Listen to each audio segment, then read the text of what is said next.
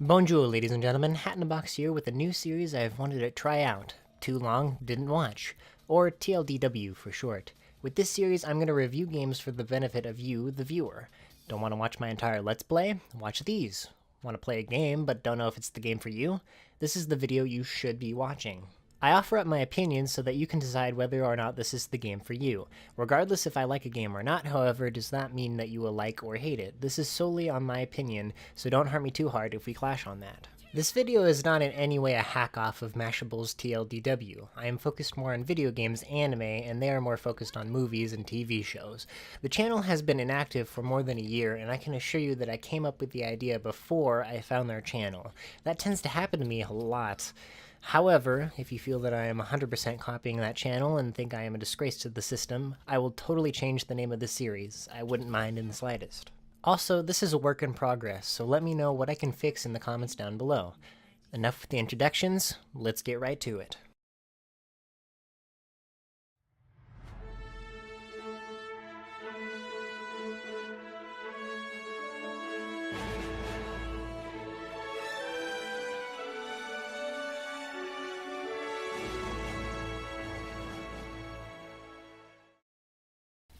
Overwatch. Everyone and their grandmother have wanted to play this game, and I don't blame them, because I'm part of that crowd as well.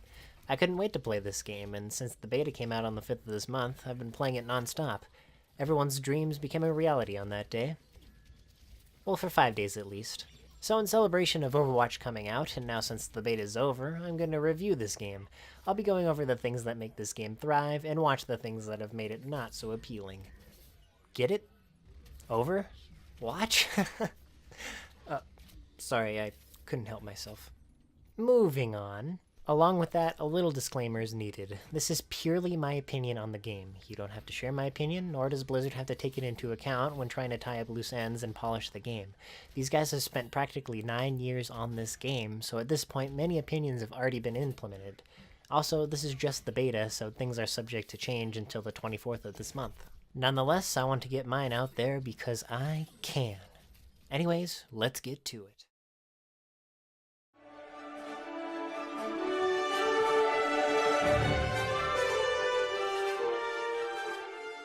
As I said, Overwatch has been in development for 9 years. Obviously, it wasn't Overwatch at first. Instead, it was an MMO named Titan. Long story short, Titan was officially cancelled in 2014, after they had been working on it for 7 years.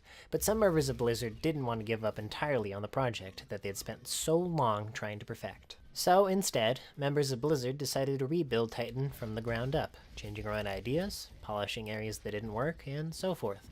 The project was renamed to Overwatch, and development on it began in the summer of 2013.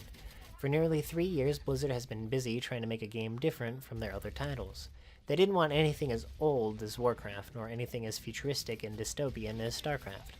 Instead, they created a new universe, and although it is set 60 years into the future, the setting isn't too far-fetched from the imagination, which made Overwatch more lovable in the end. The amount of time Blizzard put into Overwatch really paid off, and the product we have right now is coming out right around the corner.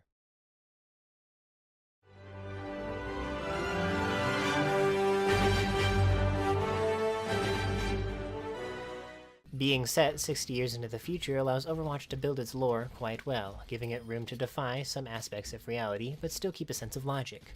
Of course, it's a video game, so they can get away with even more stuff than what would normally be allowed. The events in-game are set after a war between robots and mankind, who, on the verge of defeat, created a mercenary group to settle this war once and for all, a group promptly named Overwatch, to watch over mankind and keep them safe. This act allowed humankind to defeat the robots, keeping them from going extinct and bringing peace to the planet. Eventually, Overwatch was no longer needed, and one by one they were separated and disbanded, ordered to not engage in any more Overwatch activity since most threats that were occurring were weak enough to be handled by the government authority.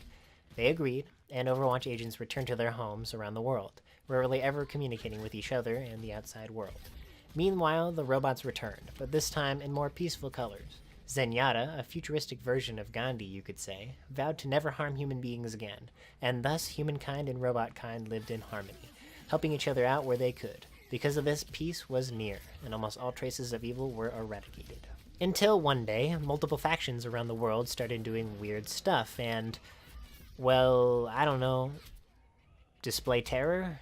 Bad guy stuff, really. Anyways, they start doing a wide array of things, like a group named Talon, for example, tracking down the mercenaries of Overwatch, which would allow them to rule the world without their threat of skill and numbers. Winston, yes, he's the gorilla, gets attacked by one of the members of Talon, in order to find out the location of its members. The leader of this attack is Reaper, and he manages to catch Winston off guard and begins stealing the precious information he holds.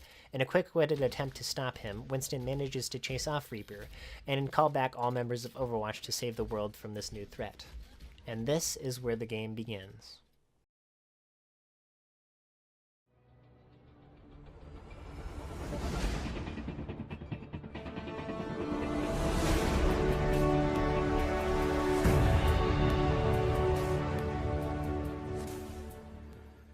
With that short lore put aside, as I could talk for hours about it and bore you guys to death, we can now start talking about the core aspects of the game and see whether it is the game for you or not.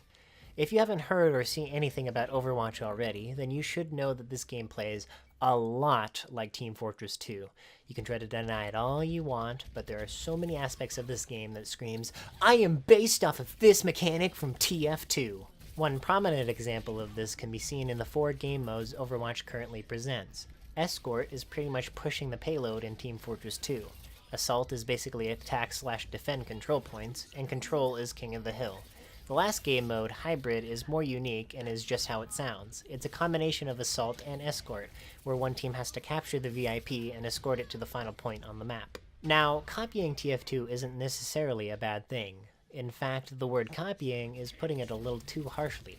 Yes, it's very TF2 influence, but that's what makes Overwatch so fun and relatable. Like, you can hop into the game and know 60% of what's going on, as long as you've played TF2 before.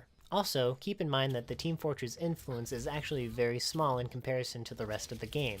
Compared to TF2's limited 9 classes, Overwatch boasts a hefty 21 hero roster, allowing players to play and adjust to multiple roles on the battlefield. They play more specifically to a playstyle than do the 9 classes. Along with that, Overwatch includes a wide array of abilities for the classes, such as Tracer being able to teleport, and Reinhardt being able to deploy shields, charge enemies, and send a shockwave from his hammer to hit long-range foes.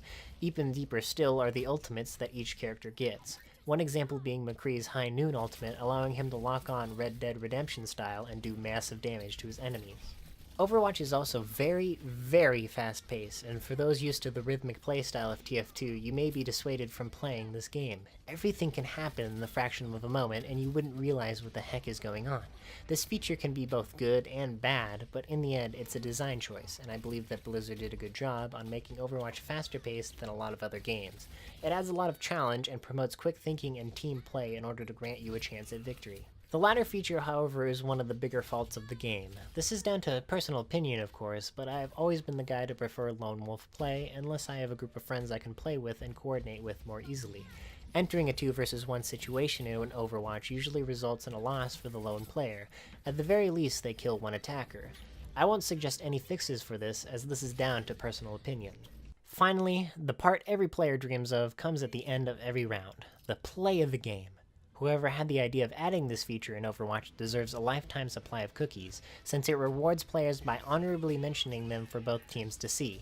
The concept of this feature makes every player compete a bit harder in order to be recognized as a good player. But this feature also has a horrible drawback, as it's not 100% polished. How so, you may ask, and I tell you, 60% of the plays you will see will be actually good, while the 40% will be completely stupid. I cannot tell you how many plays I've seen where a player only got 2 kills, one at the beginning of the play, and one right at the end. It's actually kind of maddening, since the games that it happens in are usually the ones where you did a ton of work, getting 5 kills in the span of 10 seconds. The basis between Teapot G is it is rewarded to players who get points, multiplied by how long they stay on the objective when getting those points.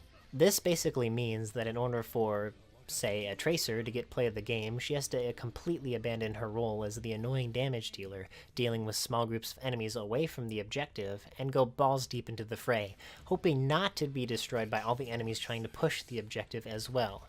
The easiest way for her to get it would be to use her ultimate on people, pushing the cart, and while this is kinda cool to see, Tracer's ultimate is kind of lackluster, and she has to run away from it to avoid being killed herself. If Tracer got 4 kills in a row on distracted enemies that she so skillfully flanked in order to get to, I feel as though this would be a lot more fun to see and put an emphasis on skill so that players will get better just to see their greatest plays put at the end of the match, instead of that dumb McCree high noon multi-kill that he just so happened to get randomly. But I digress. This is my opinion as well, and since the developers have already stated that they are working to polish this feature, I won't contribute any fixes to Teapot G either.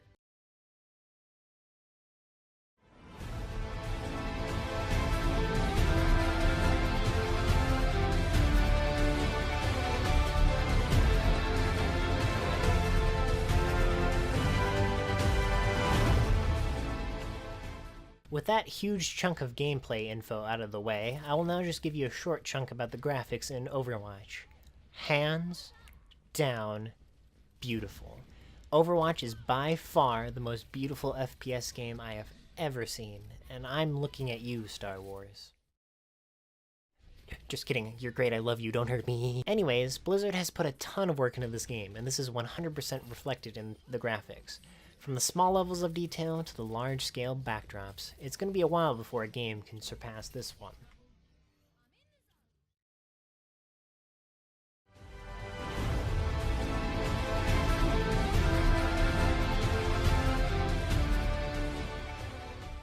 Going hand in hand with the graphics are the unique character designs of all the heroes in Overwatch. If you hate everything else about the game, then the characters are what will draw you in to play it for the rest of your lives. And if you hate that, then, well, I don't know what you would do, drink a coffee and move on. The thing that Blizzard did really well was creating the personality for every hero in Overwatch, from the heroic Tracer all the way to the soulless Widowmaker. These characters are hard to forget. On top of all that, Blizzard did what they do best and created a huge set of lore for every single character before the game has even fully come out yet. However, while the heroes are all lovable and cuddly, well... There's a huge difference in the case between how much we like and dislike a character compared to how a character plays in-game. In this segment, I'm going to be focusing more on the balancing issues that I have come across for each hero. Now, I'm not going to review every single one, just the heroes that are either too far strong and too far weak. Otherwise, this video would be so much longer. So, here's my small list of fixes for the heroes that I feel need it. Remember, it's still my opinion, so take it with a grain of salt. Starting with the first character in the roster, Genji is one of the most underpowered characters in the game, making him one of the least played heroes to boot. Now, that isn't to say that he can't get kills, but his weak attack power, health, and completely situational skills lower his fighting ability. His main attack is incredibly hard to use and still does little damage. The one thing he has going for him is running away, and for a lot of players that isn't a fun thing to do. To fix him up a little, I would suggest making his primary attack be a single shuriken that does the same amount of damage that all 3 of his shurikens do currently, and to make his secondary attack the triple shuriken throw. That way, players are rewarded more for every hit, and he can live up to the dream of being an attacking hero. Finally, making his Swift Strike do slightly more damage will make players use it more as an attack rather than escape tool. Next up is Bastion. Bastion is extremely overpowered. His ability to transform into a turret with insane damage is fine, since the whole point of his character is to defend specific choke points, but what isn't fine is that he can turn a full 360 degrees, which is the bane of every PC player's existence when trying to flank and kill him. I guess to balance this, the developers gave him a below par ultimate that can be countered really easily, but I feel that's slightly lazy on their part. To fix Bastion, I recommend his turret mode should be limited to, say, 150 to a 180 degree arc, exposing the biggest weakness he has. Other than that, I believe his healing ability balances this out, allowing him to combat his low defenses. Next up is the first tank in the roster, D.Va. Yes, she has one of the best ultimates in the game, but I feel this is just to balance out the fact that she isn't good when it comes to tanking, which is her role. Her health is okay, and her ability to shield shots can be kind of useful for 5 seconds, but by God does her primary attack suck. Every class in the game can beat her as long as she can't close in. Yes, she can boost up to enemies, but by the time D.Va reaches them, she's practically dead and outnumbered. The best fix for her would be to give her a secondary shot similar to Roadhog's, where she can gain a medium-range fighting ability, maybe at the cost of a slower firing speed. This would make her far more reliable as a tank, but not removing her weakness by having weak shield abilities. Speaking of Roadhog, holy cow is he strong. While not super OP, his ability to self-heal and insane health pool make him super tanky. He's balanced with the lack of armor and shields, and a short-range shotty and a medium-damage cluster shot, but boy is he strong. My problem is that he is more tanky than Winston and Reinhardt, two characters that are supposed to be more tanky than him. The main way Roadhog can be fixed is by fixing another hero, Reinhardt. I get it. Reinhardt's purpose is to defend the team, but when a man that size hits people with a hammer that big, you would think he would do more damage than that. I mean, seriously, he has to get close to the enemy anyways. Give him a fair shot. Sorry, I had to get that off my chest. Anyways, fix Reinhardt, make him viable as a tank, and you fix Roadhog. Finally, the last character that I feel needs fixing is Symmetra. Yes, she is a support character, but her use relies solely on her teleporter, shielding, and turrets. Don't get me wrong, her teleport is useful, and her shields are definitely not to be missed, but her turrets rely on enemies falling into that trap. And that usually doesn't happen. Not to mention, Mercy, who is supposed to be even more supportive than any other support character, can outdamage Symmetra with a full clip of her pistol. Maybe I'm overthinking it, but I feel one way to fix Symmetra is to give her primary ray attack more range and possibly a faster damage build-up over time, and then speed up the charge of her secondary attack. So yeah, that's my opinion of the characters. Thanks for listening to that.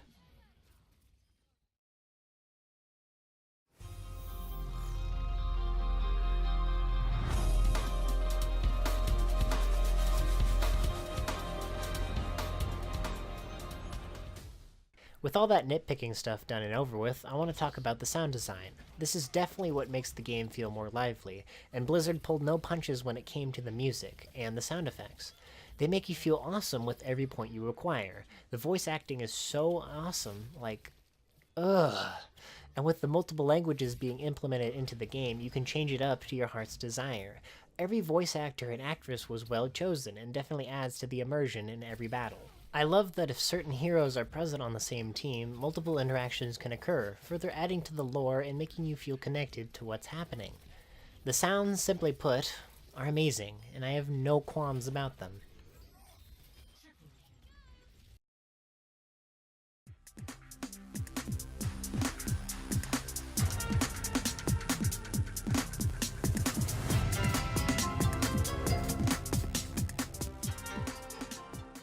This little bit is something I'm experimenting with, but I know that the community of a game can make or break how enjoyable it is. Overwatch is no exception.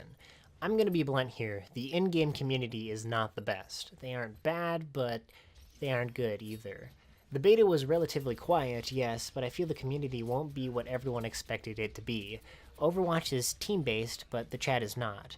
It may be unfair to compare Overwatch to Rainbow Six Siege, but communication in Siege is beautiful, tactful, and rarely immature the whole time. Ubisoft didn't even make it a requirement, and people do it anyways. Overwatch, though, doesn't have that. I'm sure as the game is fully released, it'll be better, but right now it's not the greatest. Don't let that bother you, though, because the other features of this game far outweigh the bad parts.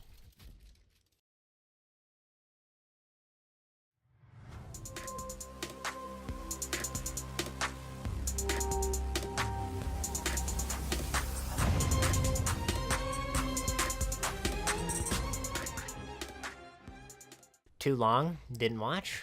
Well, here you go. The pros of Overwatch are as follows. It has great gameplay, combining the relatable TF2 game features with its own unique gameplay elements, creating a perfect blend for all players. The characters play well and are super fun to play as, making them very memorable. In-game lore increases immersion, as well as making the heroes more interesting. And, last but not least, beautiful sound design and graphics.